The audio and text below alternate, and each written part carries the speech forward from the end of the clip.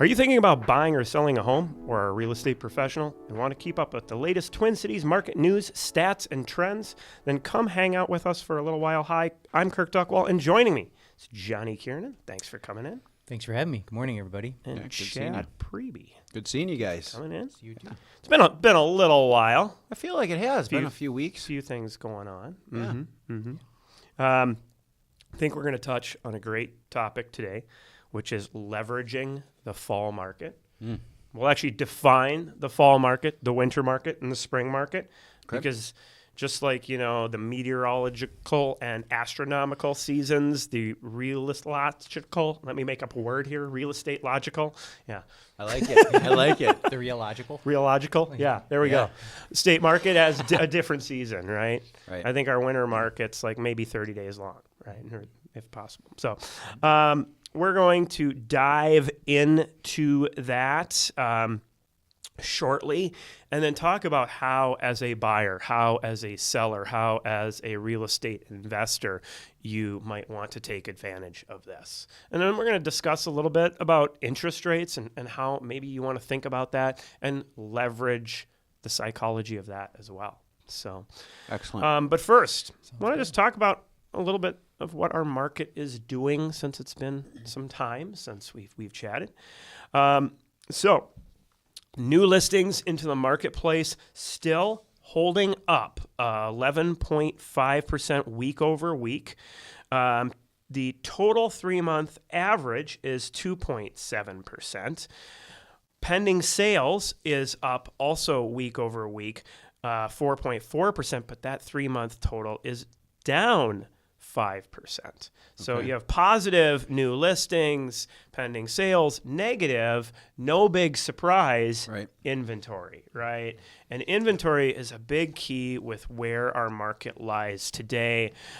So week over week, up 12.3%. If we look back, we have only about 5 weeks ago, weeks where we were up 17%. In listing inventory, and it still appears to be running strong. So the 3-month total up 14.6%. This spells opportunity for buyers, opportunity for investors, opportunity for the buy-sell buyers who have something they need to sell, want to leverage that. And we're going to dive into that shortly. But something I want to point out is right now we are at 10,293 listings on the market. We have not seen numbers like that since 2019. So when we discuss the market normalizing, and that's been a conversation ever since 2021, what's it going to take, right? And it was interest rates. I mean, we talked about, is it going to be, baby boomers moving south, moving on to assisted living, moving on to condos? No, it wasn't that. Was it going to be some like hidden foreclosure market? Absolutely not. No. We kind of dove into that on our Monday mastermind call with a bunch of agents, and we were talking about where the foreclosure market lies. Now, keep in mind, when we talk about 2008, 9, 10, 11, 12, right? We had foreclosures that went anywhere from 40 to 60% of the market, right? Or short sales, making that up. Right now, we're at 0.02% of our marketplace. It's a small amount. That's not where I'd be looking for the deal. No. I mean, I think I looked most recently. I just said there's 10,293. The last foreclosure report that came out said like in August, there was 8 foreclosures on the market. A lot of that too, you guys, is people are equity rich. Most homeowners across the country, not just here in Minnesota, are sitting on a bunch of equity. So the short sale and the foreclosure, because they have a lot of equity, they can sell the house and get out from underneath it. If they're quickly, upside down, right? Because it's a seller's market, right? Well, it was. Right. But you guys know where I'm going with that is that's why we're not seeing those higher numbers in foreclosures and short sales. It's we are seeing foreclosure filings up on the rise, but again, like you're saying, they're able to sell, they have the equity, property never actually fully goes in. And just because a property has a foreclosure filing does not mean they're upside down in equity, right? They can sell the home, pay off the note, take their equity out, move on. I think maybe also people had this cognitive dissonance about the variables and the circumstances that would precipitate somebody selling their home, but it really hasn't changed much. So I guess I don't understand why people thought there would be a large foreclosure market right now. Well, I mean, it's the same thought process as there's a crash around the corner. No real data, circumstantial evidence, right?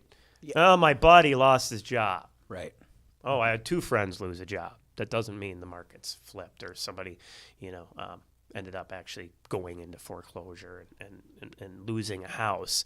When you look, so somebody who knew somebody, a family member of those 8, might think there's a crash around the corner, right? Right. But no, the raw reality is that, our real estate market is quite stable.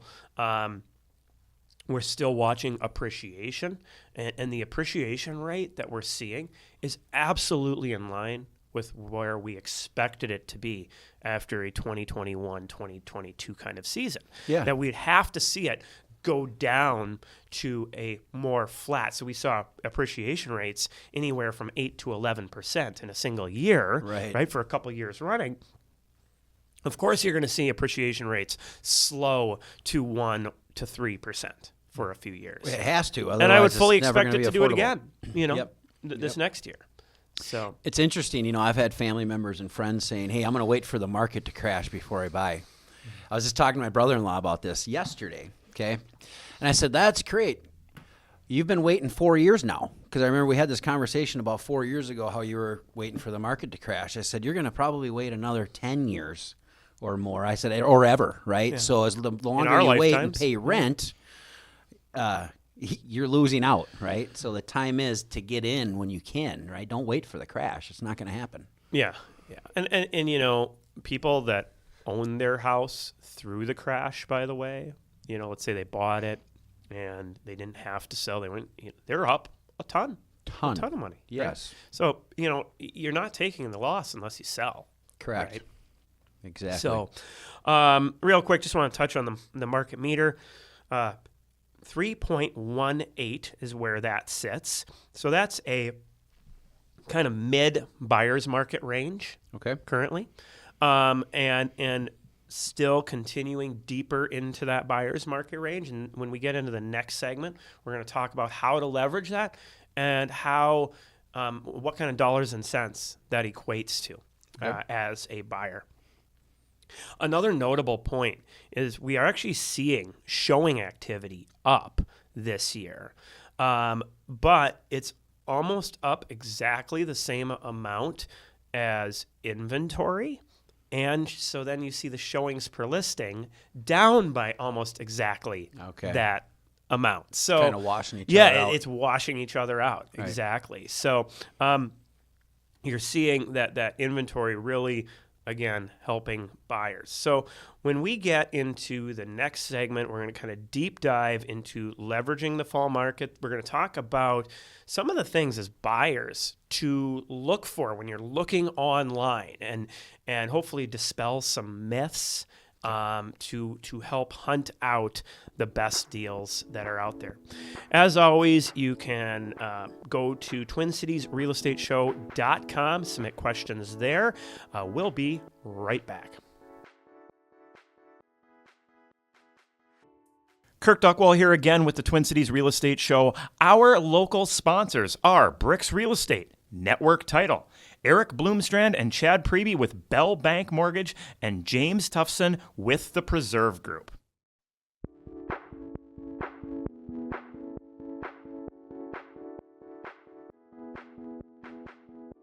Welcome back to the Twin Cities Real Estate Show.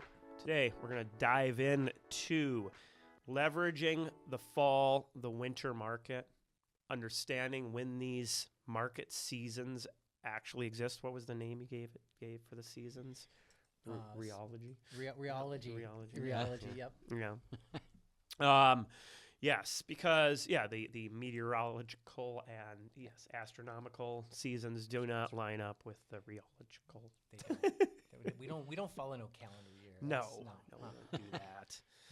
Right. So, and it's important to understand this because there's a lot of misconceptions about when these seasons are taking place. Because you look at somebody who buys in the spring market and they'll make their offer in March or April, Right. and then they'll close in May or June, right? And 25 years goes by, they're in this house, and then they think about, oh, we bought our house in May and June, so let's get our house ready for sale in May and June, right? Yep. And it's just the forgetting all about when they actually started shopping. And almost always the trigger point is the holidays. Okay. The trigger point is the holidays where they're going, we need more room. Wouldn't it be nice to have the holidays in our own place, not renting next year, all of that. So that's the trigger point. Sometimes even I see showing activity going up in between Christmas and New Year's where families, let's go look at a few houses. Let's actually think about this. And so our actual start to the spring market is January 1st. Okay. And we see the velocity in the marketplace double, usually that first week in January, then again the second week. Then it kind of subsides a little bit, stays level, and then right after the Super Bowl, big spike again. Okay. Right? Yep. And so in that period of 30 to 45 days, we see traffic levels in houses go from like the market meter scale, which is based off of showings per listing. We're looking at maybe 2.5 showings per listing. Right after the first, it goes up to 5 something, right? Nice. And by the time you round out February, that could be at 8 or 9. Right? So that's a huge change in the market. And this change triggers a 40K in the average price point, a 40K movement in prices. Wow. Okay? It's a lot of money. 30 days of that, it's basically a K a day. Think about it like that, right? Yeah. That there's a period of time there in the middle of February to the middle of March where those prices, if you break it down on average, it's going up $1,000 a day. Wow. Right? And that is all supply and demand related. Right. Because that demand is pretty immediate in that early market. Right. So for buyers, this is a very, very tough time to be shopping in the spring market. Right. And again, I said January 1st. Right. So, maybe a buyer who's looking in January, they'll be okay, right, if they make their offer. But if they're still in that market by March, again, 40K in movement, and you go from being able to do inspections, your closing timeline, not really multiple offers all the way into that. Right. Okay. It's quite a transition. Yeah. So all in 30 days. And it's funny because like you could sell your house in December and you could sell your house in March, but you would have very similar weather conditions. So you still get a hard pass on the condition of your landscaping, in some cases the condition of your roof, because there's no way to know. Right. Isn't that funny how that works out? Well, right. So what's happening is people, they think about their elbow room during the holidays, and they want to make an offer so they can be in as soon as it's nice, right? So they make their offer in February, March. Now they're closing, April, May, somewhere in there, right? Yeah. Or late March. By then, things are warming up, right? And they do that move. It's not usually a winter move at that point. Right. And now they're in right away. And this gets to my whole line about if you wait until it's green, you're going to miss out on green for sellers. Right. Okay. 40K. Yeah. On average. On average, Yep. That's a lot of money. Lot of money, right? So then you get into your summer market. So January 1st to kind of end of April is your spring market. Okay. That's it. Okay. If you go into your summer market, a lot of transactions have now taken place. A lot of buyers are out of that marketplace. We see prices kind of level off. Now, somebody might look and say, well, why the highest sale prices are in June? Well, why is that? It's because those offers were made in April, right? Right. And when we look at the closed sale prices, right, and possibly May, Right. But if you really want to capture that velocity, and we're talking about very little difference when we're talking that difference typically between May sale prices and June sale prices. Okay. So, and again, if it's in May, then those offers are coming 30, 60 days before that. Right. And we alternate. It kind of goes back and forth, which is peak sale price month, whether it's June or May, probably about 50-50. Okay. All right, so that we get into summer market, May, into basically what I would say end of July. Okay. Right. And that's our summer market. Prices are still good. People are still looking. Right. They're out there. Yeah. Then we get into the doldrums of August. Right. The dog days of summer. Yeah, the dog days of summer. Right. Right. Yeah. Everybody's getting their last vacations in. People aren't. Yeah, thinking and about so that. by then we're moving into our fall market. Okay. And now we get into this time. So I know I've spent all this time talking about getting to the fall market, okay? So what's happening here? Well, we're at the highest inventory levels during this period of time with some of the lowest buyer levels. Mm-hmm. Right? Yep. And so we see this opportunity that's out there. Now in the last few years, the opportunity has been there. I mean, last fall market was actually pretty darn good if you were out there Absolutely. looking. I agree. And this year, it started kind of earlier where that opportunity. Last year, I think the real opportunity started in like October, November, in that timeline. Yeah. Not talking about interest rates. I'm talking about opportunity. Right. This year, it was clearly August where the opportunity was there, right? That you could really negotiate. And then you tie in, you had already mentioned this, Kirk, interest rates. Yep. Right? So we saw in August, moving into September, some of the lowest rates we've seen in over a year. Yep. Right? Yeah, and And we last saw year we were like applications- about by 8.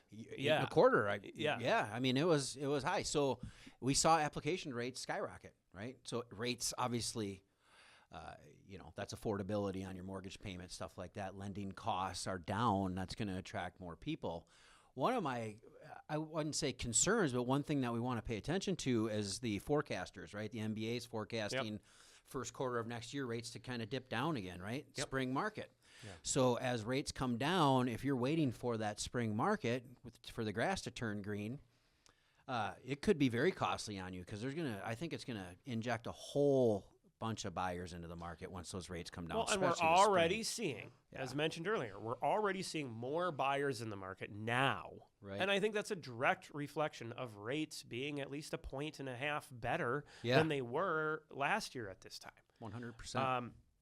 So we already know there's more people there. But if you're constantly waiting on rate, you're missing out on opportunity, right? So my payment's going to change by $50. I would rather pay $50 more a month than an extra $40,000 on the house. Gosh, you yeah. cannot. You can change your interest rate. You can't change what you paid for that house. Exactly. Not to mention the other terms that you might be sacrificing in the spring market. Right. So Yeah. you might get a new sewer line out of the deal if you're able to have an actual inspection start to finish. Yeah. And I think it's also important people they overstate the discomfort of possibly moving during the school year. It's like you'll get past that. Yeah. But it's just one of those little discomfort things. Do you really want to be in the heat of that dire competition in the spring? Do you really want to give those things up? Do you want to pay $40,000 more, or do you want to have a week of discomfort of moving in the fall? Yeah. Big Right, deal. You know right. what I mean? Yeah. So The whole psychology behind this process, and Danny mentioned it on the mastermind call on Monday, is if you take a rate, let's say at 7% and compare it to 6.5%, there's not a huge difference in payment. Yeah. So if you're waiting for that 0.5% drop, you're costing yourself more money than you think. Right, and it's the whole psychology behind the interest rates, and it's I get it. I have the same thing going on in my head, right? I want the lowest interest rate, but when we look at the total cost, right, and then if you look at what you're paying in rent over time, I feel it's a win-win situation to to pull the trigger on being a homeowner. I think so too. Yeah, I don't understand the trepidation sometimes. That some buyers have. They want to wait till the spring market. Yeah, you're going to see a spike in inventory. You're going to see a lot of newer, fresher stuff coming on. But if that is your one driving factor, I think it's important to point out that there is a high inventory right now. It's worth going out there and looking. I highly recommend Well, it. and one of the things that people don't consider is, okay, yeah, you might be only at 60% of new, the 60% pace at this moment in time of what you might be in the spring market of new listings coming onto the market. But you have a much higher pace of properties that are coming down in price. Right.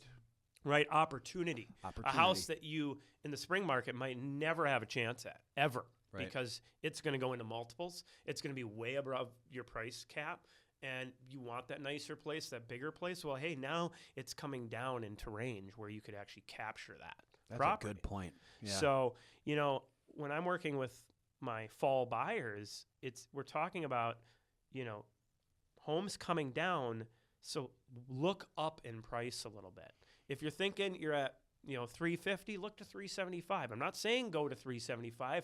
Look what's in that pool, because you might be able to negotiate it into a range where you can actually get that house in your price range. A house that in the spring market you're not getting because you're competing. You're going to get a significantly less house than even the house that is at $350 because you're battling for it. That's a really good point. Yeah. And when I establish and set up searches for buyers, I ask them, what's your cap? It's a logical question to ask, and they'll say 400. I say, okay, I'm going to set your search at 450, and here's why.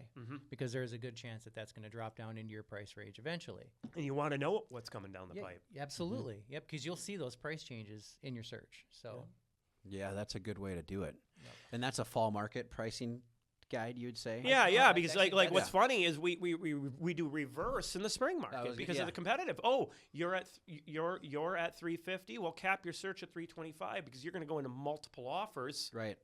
Right, and waive your home inspection. All this stuff. Right, yeah. So, setting yourself up to actually buy in this market can be very, very advantageous. And I've been lucky to work with such a great set of buyers over the years that listen and work with the advice and look at the market. And so I kind of have like a busy November, December, and a slow February, March, right? Now, a lot of listings in February, March, because I'm working to get them on at that point in time. I want my sellers listing at that time of year. Now, let's talk about the differential that this can make, right? So I talked about $40,000, an average price point up around $400,000. So that's about a 10% difference, right? Huge. Just money. on the buy side. Okay. Now, let's be realistic. I'm going to say that you're going to be probably at least 5 to 10%, okay? Because maybe you go after that house. It is a little bit more competitive. You don't get quite the savings that you might on something that needs a little bit more work, whatever it might be. But let's just say 5 to 10%, depending. Okay.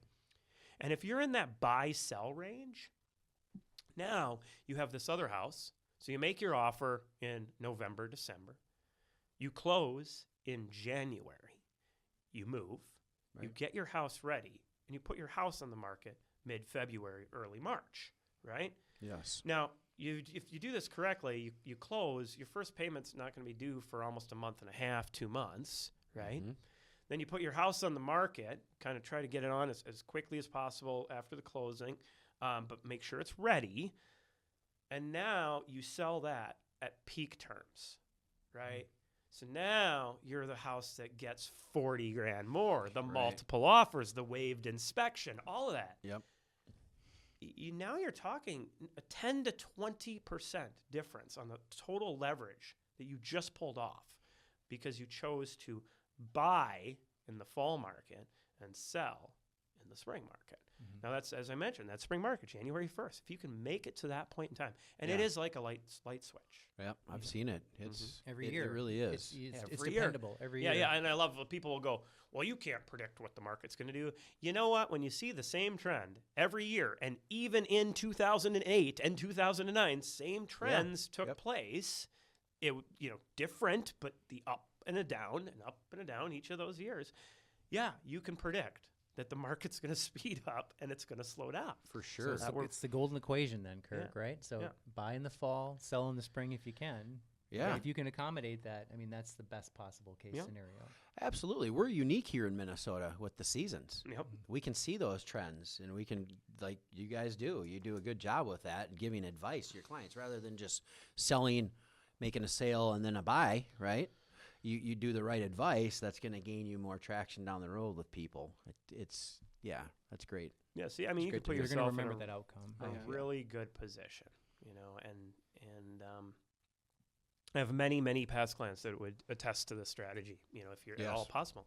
You know, there are ways to buy in the spring market where you can not feel as much pressure, some of which applies the same as the fall market. So let's talk about finding some of these best buys. So I mentioned, I think last time we were on the show, I just finished writing my book, Improving Outcomes with Data. And it's going through the editing process at the moment. But one of the sections in there is just called Advice to Buyers.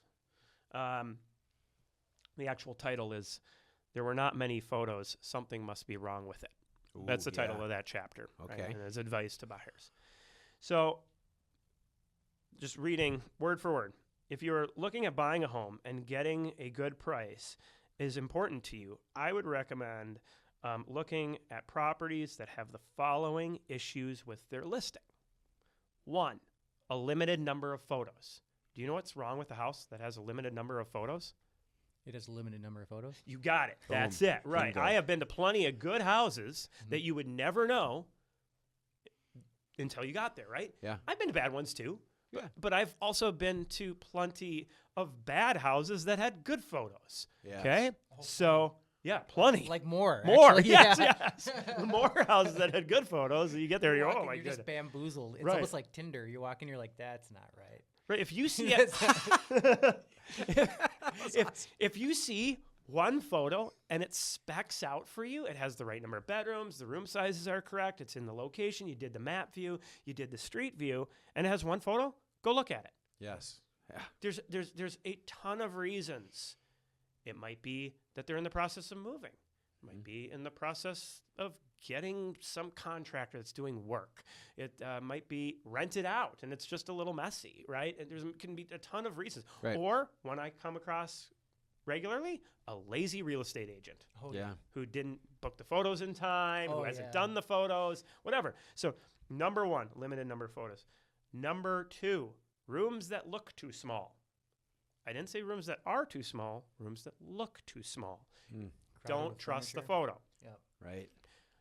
A photo with a room with a lot of furniture in it, in a photo, will look small. Look like a closet. A room with no furniture in it will look small, right? Only a well professionally staged room with good photography will look the appropriate size. So make sure you're looking at the actual room sizes. If they do not have room sizes, go look at it, right? Dark or blurry photos. Mm-hmm. It does not mean the house has bad lighting. It Right. just means that they may have not used a flash.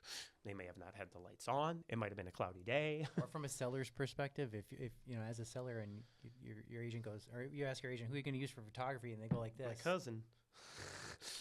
Yeah. You know that's a bad sign. So. Yeah, I mean, last night we were doing some pictures, and my wife took a picture, and I'm like, "Why is the picture all blurry?" Well, there was like a fingerprint from one of my kids on the lens, Oh, right? for sure. It's many reasons it could be blurry. Right. All right, a property that has higher days on market. It does not mean that something's wrong with it. It may be they just started the price higher, Yeah. right? Which leads to my next one. Looks overpriced. Mm-hmm. Right?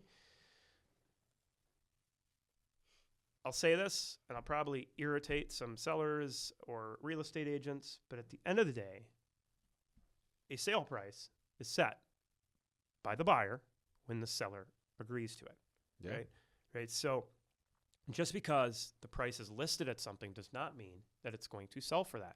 It'll sell for what a buyer offers and a seller is willing to accept. Yes. And if the seller goes, well, my house is worth more than that, well, in your head it is. To Right. you, but that's not an established price. It can't be established until the two parties come together. Well, isn't the appraisal going to determine that?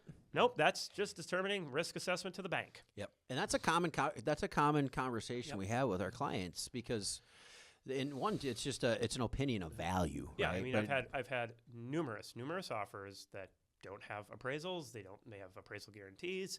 Market value is what somebody's willing to pay for it. Yeah, not what it appraises for. It has nothing to do with the fact that you put $150,000 into your house 10 years ago. You're not going to get that $150,000 back. It's just not going to happen. But a lot of people have that perception. They're like, I want to get every penny that I put into this house back. Well, you're not gonna. Well, they might now. Well, they might. It's just 10 years ago. It's a year ago now. It's a dangerous mindset. You know? Right. Yeah. No, oh yeah, the classic. I put $80,000 in my landscaping. Hope you enjoyed it. Ooh. Did you get your use and enjoyment from it? Yeah. Then you got your money's worth. Yeah. Houses that are empty, right? Look for if it's empty.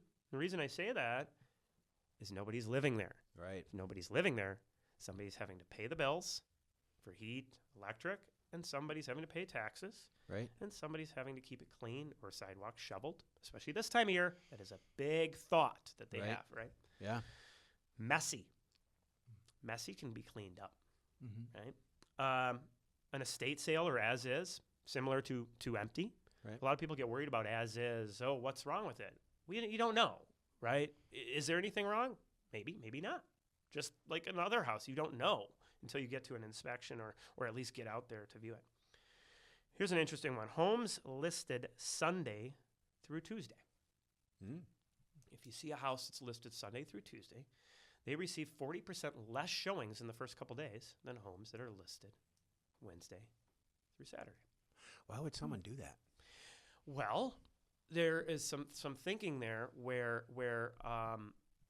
they're going to use like the broker open, and so they list it on a Monday, do the broker open on Tuesday. Got right? it. But that's not the effectiveness that you see. Because it's the buyers you want to get through the door. Yeah. If a broker open is important to you, do the broker open the next Tuesday after you list. Yeah, right. And it all makes sense, right? You know, beginning of the week, people are coming back to work. They have the workload from the weekend. They're not wanting to go out on showings. Yeah. They just did their showing sets on Thursday, Friday, Saturday. Yeah. And the thing is once that clock starts ticking, right. So house lists on Monday, they don't get nearly as many showings. And by Tuesday, they're like, well, it's kind of quiet. If you made it out there on one of those days, you make an offer, you might have more leverage than the house that lists on Thursday and everybody's coming. Right. So, yeah. That's Good point. interesting. I think somebody tried to explain to me once the reason for listing on a Monday was to get it under contract before the upcoming weekend. You know, and I guess that might work in a more rabid market like March, but I think so. It all comes down to like the idea of selling the house being the agent's job, right? And my agent sold my home. Great, my dog can sell a house. Right. Serious. I could just tie them to the real estate post, put a for sale sign there, and people would come by, look at the house. If I price it cheap enough, somebody's going to buy it. Right. Leave your offer by my dog. Right. Right. But it's maximizing the price. And we know that the more Absolutely. showings that you have in the shorter period of time, the more your sale price is going to be. So my experience with that too is maybe a higher end house, higher price point home where they have the broker opens, right? They want to attract the broker friends in that are going to have the clients for that higher end property. you see more of that with that price point. Yeah. Okay. All right. Last one here. Listing on a holiday weekend. kiss of death. Yeah. I saw somebody one time. It was great. They listed on Christmas. I'm like, I'm tracking this listing. Let's see what happens here. That's good for your stats. Yeah. No, I mean, anytime you have, whether it's Labor Day or Memorial Day or 4th of July or whatever, Easter, any holiday, you want to avoid that. Mother's Day? Naughty. No, yeah. Yeah, don't do that. I used to go fishing every Mother's Day, and that didn't work to my advantage. I bet Sorry, not. that wasn't really... No, not everybody's goal is achieving highest sale price or lowest sale price, right? I want to bring that up. Not everybody's goal is that, but I will say it's probably at least 70-75% of the people that I've seen out there are either when selling trying to get the highest price, or when buying trying to get the lowest for what they want. Right. That's another important piece, actually still get the property. And so, if somebody does just want to get a house sold and they're just going to have it empty and they just want it on and be done, that's understandable. There's a cost to that. Right. And for buyers, when you see that, take advantage of it. Right. So, all right. What about homes that have had cancellations? That's a big one, Johnny. Back on markets. Back on markets is great. Yeah. It's wonderful. And a lot of times it's just cold feet. Yeah. It has nothing to do with what went on during the inspection contingency. It shouldn't be a red flag. Call the listing agent and find out. Yeah. Find out what the story is. I had one time 3 back on markets. Wow. Now, at this point, I'm getting suspicious. Yeah. No, I mean, just a complete freak of circumstances, right? Two out-of-state job transfers that didn't go through, and then 1 divorce situation. Oh, yeah. What's the average day on market right now? Nothing to do with the house. I think it was 34. Okay. So sometimes sellers will panic Yeah. when they get to that, because of what we've gone through the last few years, right? It sells instantly, basically. So if it's sitting on the market 30 days, we sometimes panic, and then you start seeing those price drops that you guys mentioned. Yeah, and that's and where agents, the fall market agents is panic beneficial. too. Right. They'll panic. They'll panic after a week. Yep. And when you're talking about days on market that are, and I get average is average. You have a whole bunch of houses that sell in a week or 2 weeks, and then a whole bunch of houses that are on 2 months or whatever it may be. I think it's important to have that in context, but even 2 weeks is still 2 weeks. You shouldn't be freaking out if you only got 5 showings in the first weekend. Right. Especially when we're in a market right now where the average number of showings is 3 Yeah, in a week. You're exceeding the market. And you're doing better than the market. Yeah. So Okay. it's not reacting too fast. Well, as always, hopefully you found this information valuable. You can always go to TwinCitiesRealEstateShow.com for our past episodes. Our Smart Seller Guide, our Smart Home Buyer Guide are available there as well, or you can reach out directly. All right. Have a great week. Thanks, guys. Kirk Duckwall here again with the Twin Cities Real Estate Show. Our local sponsors are BRIX Real Estate, Network Title, Eric Bloomstrand and Chad Priebe with Bell Bank Mortgage, and James Tufson with the Preserve Group. Don't forget to check us out online anytime at TwinCitiesRealEstateShow.com. There you can find all of our past shows, our weekly market updates, along with the latest and greatest searching and researching tools, and our free publications to include the Smart Home Buyer Guide and the Smart Seller Guide, along with the BRIX Report. All of these free for you. If you have any real estate questions, please feel free to give us a call, 651-303-0019. Again, 651-303-0019. Happy to help answer any of your real estate questions or assist with your real estate needs.